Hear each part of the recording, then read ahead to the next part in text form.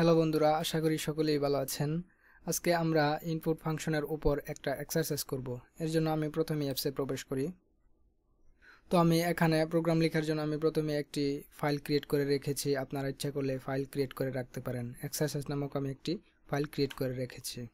তো আমরা এখন যে এক্সারসাইজটা করব সেটি হচ্ছে কোনো একটি বৃত্তের ক্ষেত্রফল বের করা।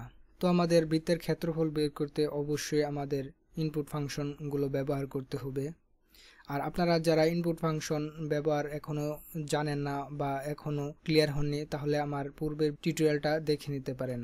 আর আপনি যদি এই চ্যানেলের নতুন হয়ে থাকেন তাহলে অবশ্যই চ্যানেলটিকে সাবস্ক্রাইব করুন, কেননা আপনাদের জন্য এই মোবাইল দিয়ে পাইথন প্রোগ্রামিং টিউটোরিয়ালগুলো আপনাদের জন্য নিয়ে এসেছি এবং এই টিউটোরিয়ালগুলো দেখে আপনারা পাইথন প্রোগ্রামিং শিখতে পারেন। তো আমরা সবাই জানি বৃত্তের ক্ষেত্রফল হচ্ছে পাই আর স্কোয়ার। তো এর জন্য আমাকে যে ইনপুটগুলো নিতে হবে সেটি হলো আর এর মান নিতে হবে। আর হচ্ছে এখানে রেডিয়াস। আর নামে আমি একটা ভেরিয়েবল ক্রিয়েট করে নেই। আর ইকুয়াল, যেহেতু আমরা এখানে একটা ইন্টিজার টাইপের ভ্যালু রাখবো, এর জন্য আমি এখানে int লিখছি, অর্থাৎ ইন্টিজার, এবং এর ভিতরে লিখছি ব্র্যাকেট দিয়ে ভিতরে লিখছি ইনপুট ফাংশনটা লিখার পর এখানে আমরা যেটা ইনপুট দিতে চাই সেটা আমরা ইন্ডিকেট করে দেব যে আমরা এর মধ্যে কি রাখতে চাই। এর জন্য ডাবল কোটেশন দিয়ে লিখব enter radius of the circle. Enter radius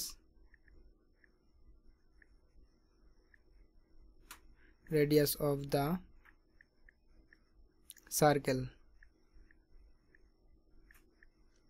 তাহলে আমরা কি এখানে আর একটা ইনপুট নিলাম, ইন্টিজার লিখে ইনপুট ফাংশনের ভিতর আমরা কি লিখলাম, enter radius of the circle. তাহলে আমরা এখানে একটা কোলন দিয়ে নেই এবং স্পেস দেই। কোলন ছাড়াও আপনারা এখানে ইকুয়াল চিহ্ন ব্যবহার করতে পারেন, আপনাদের ইচ্ছা অনুযায়ী এখানে ব্যবহার করতে পারেন। এরিয়া নামক আরেকটি ভেরিয়েবল ক্রিয়েট করব। এরিয়া ইকুয়াল, আমরা সবাই জানি যে পায়ের মান 3.1416, তাহলে 3.1416, তাহলে 3.1416।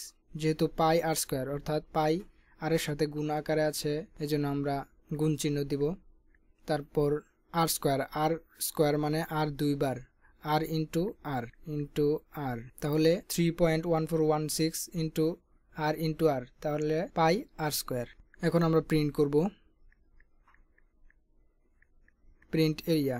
এখন যদি আমরা এই এরিয়াটা, এই ভেরিয়েবলটা প্রিন্ট করি তাহলে আমাদের আউটপুট চলে আসবে। তার মানে আমার এখানে এর রেডিয়াসের মধ্যে আমরা একটা যে কোনো ইন্টিজার নাম্বার রাখবো আমাদের ইচ্ছা মতো, এবং এরিয়ার মধ্যে এখানে আর যেই মানটা ছিল এর মধ্যে চলে আসবে আর ইন্টু আর, তার মানে দুইবার আর স্কোয়ার, এবং এখানে প্রিন্ট হবে। তাহলে আউটপুট দেই,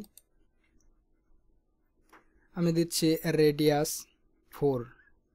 তাহলে এখন যদি আমি এন্টার প্রেস করি তাহলে কি আসলো, 50.2656। আমরা ইচ্ছা করলে এখানে কিন্তু আমাদের 4 গড়, মানে দশমিকের পর 4 গড় কিন্তু আমাদের এখানে দেখিয়েছে, যা আমরা 4 গড়ও ডিক্লেয়ার করেছি।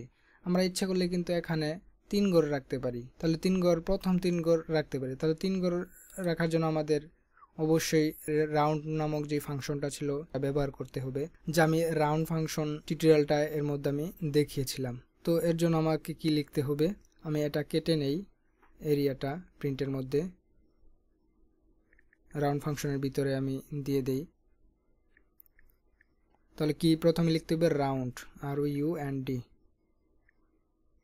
এই রাউন্ড ফাংশনের ভিতরে লিখব এরিয়া, এবং কমা দেওয়ার পর আমরা যত গড় দশমিক রাখবো তা আমাদের ডিক্লেয়ার করে দিতে হবে। যেহেতু আমরা 3 গড় রাখবো এর জন্য 3 দিয়ে দিলাম। এখন যদি আমি আউটপুট দেই তাহলে অবশ্যই দশমিকের পর 3 গড় দেখাবে।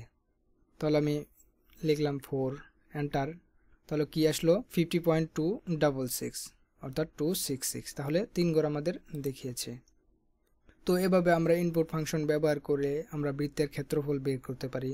তো আপনাদের জন্য যেই প্রবলেমটা হোমওয়ার্ক থাকবে সেটি হচ্ছে ত্রিভুজের ক্ষেত্রফল বের করা। আমরা ত্রিভুজের ক্ষেত্রফল সবাই জানি যে half into base into height, অর্থাৎ হাফ ইন্টু ভূমি ইন্টু উচ্চতা। তাহলে হাফের মান আমরা 0.5 ধরবো। তারপর আমরা এভাবে ব্যবহার করব 0.5 ইন্টু বেস ইন্টু হাইট, এবং আমরা এখানে দুটি ইনপুট নিব। যেহেতু আমরা এখানে আর এর মান একটা দরকার, এর জন্য আমরা আর একটা ইনপুট নিয়েছি, আর আমাদের ত্রিভুজের ক্ষেত্রে দুইটা ইনপুট নিতে হবে, তার মানে বেসের মান এবং হাইটের মান। তো আশা করি আপনারা এই হোমওয়ার্কটা দিলাম, এটা আপনারা নিশ্চয়ই পারবেন যদি আপনারা এই ইনপুট ফাংশনটা বুঝে থাকেন। তো এটা আপনারা ইচ্ছা করলে প্রবলেমটা সলভ করে কমেন্টে অথবা ফেসবুক গ্রুপের পোস্টে আপনারা জানিয়ে দিতে পারেন। তো আপনারা এই প্রোগ্রামগুলো এইভাবে প্র্যাকটিস করতে থাকেন। দেখা হচ্ছে আগামী কোনো টিউটোরিয়ালে। তো এতদিন পর্যন্ত ভালো থাকবেন, সুস্থ থাকবেন, ধন্যবাদ।